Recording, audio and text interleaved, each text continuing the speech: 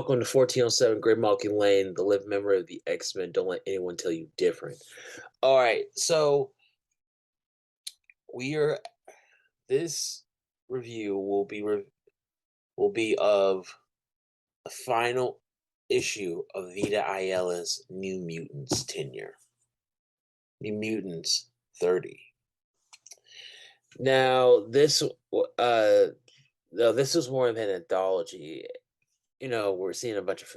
This is the equivalent of a flashback episode, but sometimes they kind of make stuff up. Now there's like 3, 4 stories in there. A couple of them I actually really like. You got the Wolfsbane and Warlock story. I think that's really cute. Um, it really made me think this is the kind of stuff that I would have had in my New Mutant series. Like, I like the fact that it was Warlock and Wolfsbane because normally, uh, like Wolfsbane is with uh Danny Moonstar and Warlock is with Cypher, and but they it's implied that everybody in that crew are really close. So this was kind of nice. Uh,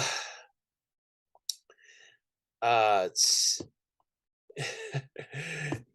Silver mentioned that he really wished that Danny Moonstar and Roberta, like Moonstar and Sunspot, hooked up. No, it would have happened, but it just didn't. And we get like a nice little story of how they're friends. I like it. Like we always get these little examples of like, oh, this is how this is why these two are friends. Like, cool, cool, cool. Another one. The one I didn't really like was the Karma Shatterstar one. Now, I think it's really cool. Okay, all right. The This whole thing, I remember when it happened, and when that happened, like, all right, you get to this panel. They say, "Oh, I'm with my two girlfriends." Now, I think the interpretation of this has just as kind of like it's two ways you can see it. Because when I was a kid, I thought girlfriends like, oh yeah, these are my friend girls. Like, they're my female friends. But I guess over the last 20 years, that's been completely it's taken to a whole new it's like, oh yeah, Karma was totally admitting that she was a lesbian. Okay. And that wouldn't have shocked me. Well, and actually, I was like when I found out later, like, oh yeah, she was just saying she was a lesbian. I'm like, wow, you can't even say it. Just say it.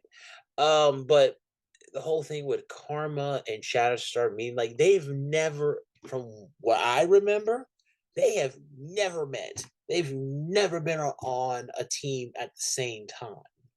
So this is Vita changing certain situations and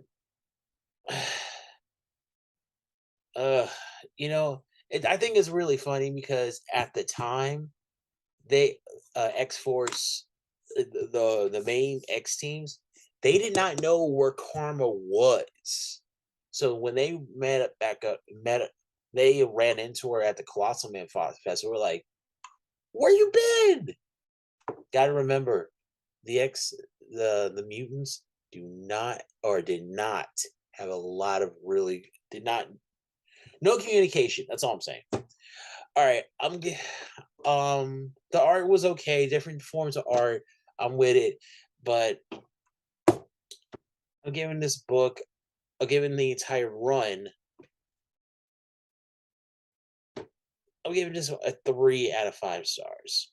It was cool, but I'm honestly not never really going to go back to this. So it's 1407 Great Monkey Lane signing out.